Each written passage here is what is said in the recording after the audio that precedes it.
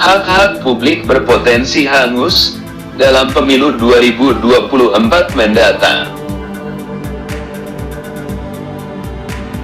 Diberitakan, saat ini DPR tengah menggodok revisi Undang-Undang Pemilu untuk pemilu 2024. Salah satu yang tengah dibahas adalah sistem pemilu apa yang akan digunakan.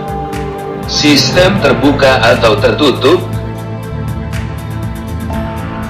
Terkait hal itu, Wakil Ketua Komisi 2 DPR, Saan Mustafa menjelaskan, sikap fraksi dalam pembahasan di komisi berbeda-beda soal sistem pemilu yang akan digunakan di pemilu 2024. Dikatakan beberapa fraksi menginginkan sistem tertutup, yaitu PDIP dan kedua Golkar. Sementara itu, lanjut Saan, fraksi-fraksi yang menginginkan sistem pemilu terbuka adalah Nasdem, PKB, PKS, dan Demokrat.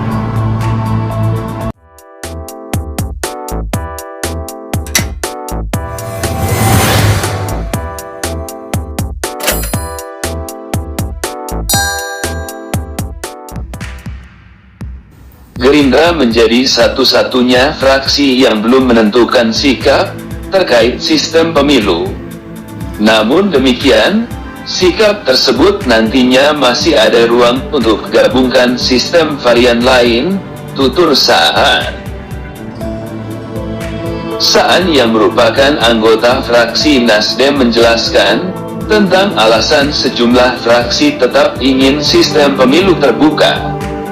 Di antaranya ialah tetap menginginkan perkuat partisipasi publik, terutama memberi kebebasan hak eksklusif, yaitu memilih anggota legislatif yang dianggap layak dan baik.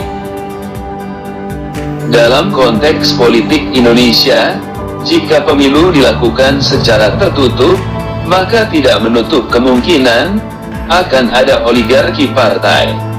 Yang mana sistem pemilu tertutup berarti masyarakat hanya memilih logo partai. Siapa saja yang akan masuk parlemen, maka ditentukan oleh partai. Sementara dalam sistem terbuka, masyarakat bebas memilih calon anggota DPR dari masing-masing partai di surat suara.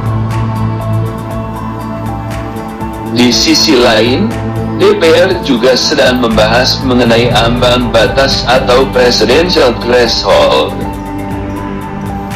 Peneliti P2P LIPI Nur Hasim menilai, presidential threshold di Pilpres 2024 perlu diturunkan dari 20% total suara di DPR atau 25% total suara nasional.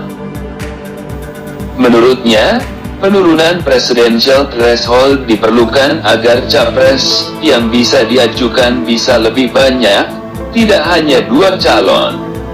Ia menilai angka yang ideal adalah menurunkan dari 20% suara di DPR menjadi 10%,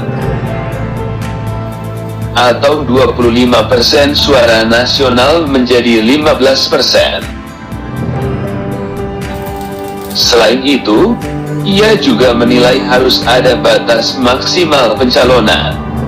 Semestinya partai atau gabungan partai bisa mengajukan calon presiden dengan total suara 30% di parlemen. Batasan maksimal yang demikian menurutnya penting untuk mencegah adanya calon tunggal.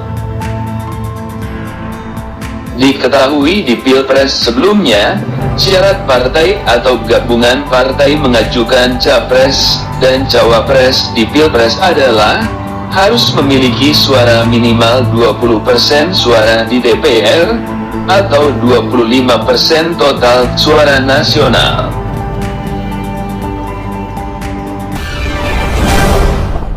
Sekian.